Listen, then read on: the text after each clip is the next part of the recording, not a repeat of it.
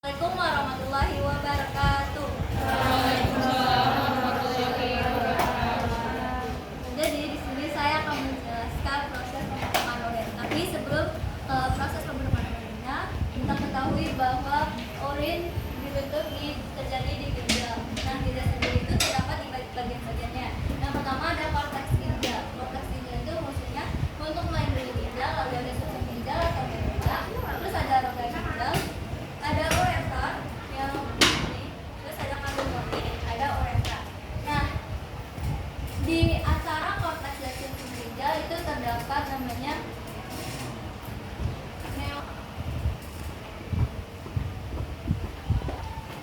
neofan ini dia itu unit terkecil di dalam ginjal dan dia itu fungsional. Nah, karena dia fungsional terdapat bagian-bagiannya.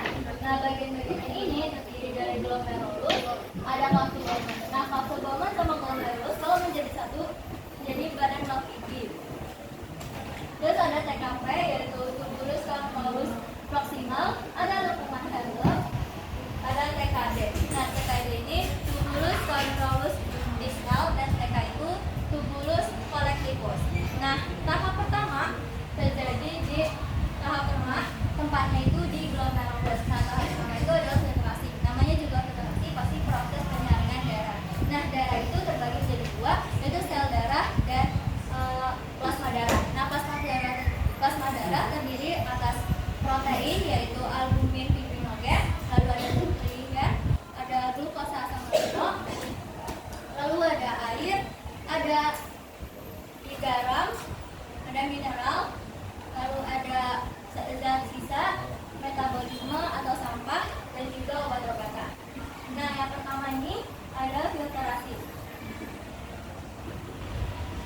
Nah, jadi zat-zat yang tadi itu masuk ke dalam glomerulus dan disaring. Nah, tetapi ada dua jenis darah yaitu protein dan sel darah. Nah, kenapa mereka tidak bisa disaring oleh glomerulus?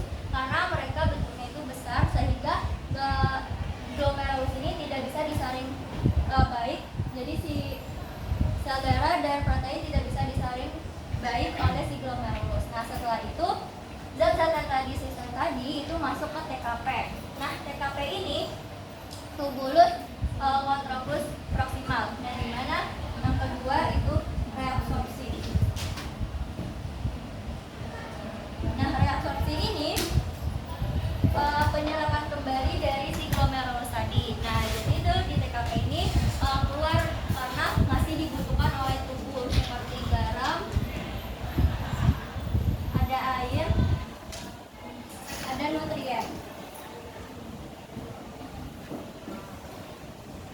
Oh ya, yang tadi tuh pertama itu hasilnya itu urin primer. Nah, yang kedua ini hasilnya itu urin sekunder karena sudah disaring lagi oleh si TKP. Nah, setelah itu masuk ke sini ke bawah yang dinamakan descendant. Nah, descendant ini mengeluarkan nanti H2O atau air. Nah, kenapa air itu keluar? Karena terjadinya hipertonik, yaitu karena tekanan konsentrasi si H2O ini lebih besar dibandingkan di lengkung Henle ini atau pertukaran zat.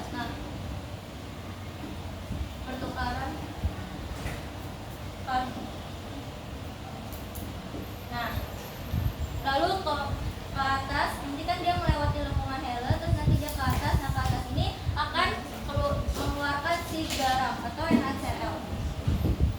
Sama seperti H2O, dia kalau NaCl itu dia hipotonik. Lalu dia ke atas terus ke TKD. Nah, TKD ini tubulus convolutus distal. Nah, di TKD ini terjadinya augmentasi.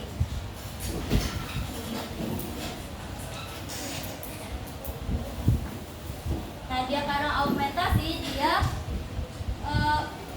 penambahan zat yang sudah tidak dibutuhkan oleh tubuh. Jadi kan nanti kalau misalkan tubuh kalian sudah tidak membutuhkan zat tersebut, maka zat tersebut akan masuk melalui pembuluh darah terus ke TKD tubulus, masuk seperti ion H atau ion F. Nah, nanti mereka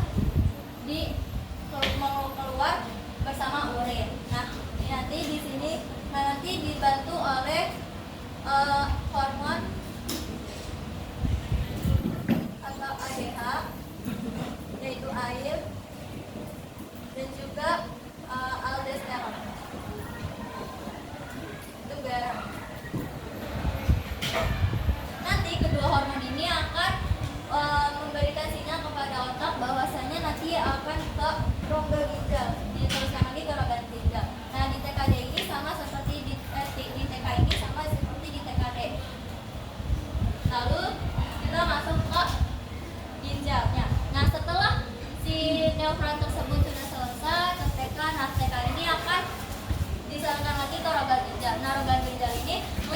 mengumpulkan urin dari siniafram. Nah, nanti dari rongga ginjal akan keluar melalui ureter. Nah, ureter ini akan membawa urin dari rongga ginjal ke kandung kemih. Nah, kandung kemih sendiri itu tempat penampungan sementara urin. Nah, ureter ini tempat pengeluarannya urin tersebut. Nah, ada kandungan urin normal, yaitu 96% itu adalah air, 2%-nya itu adalah ada ion garam, terus ada urea, ada urobilin. Yang itu urobilin itu zat warna dari empedu. Terus yang 2% lagi ada obat-obatan dan juga vitamin yang berlebihan seperti B dan C.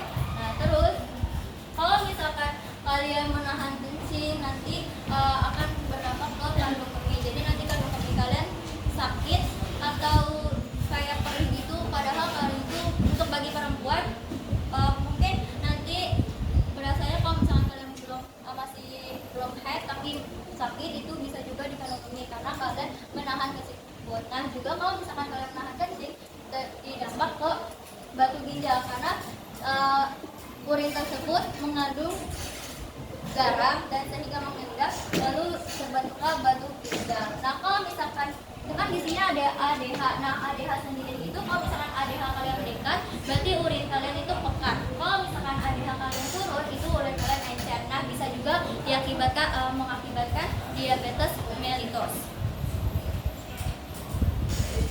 Nah, kan udah masuk ke sini. Nah, uretra ini kan mengeluarkan urin bagi perempuan. Nah, kalau misalkan di laki-laki juga bisa mengeluarkan sperma. Sekian dari saya. Wassalamualaikum.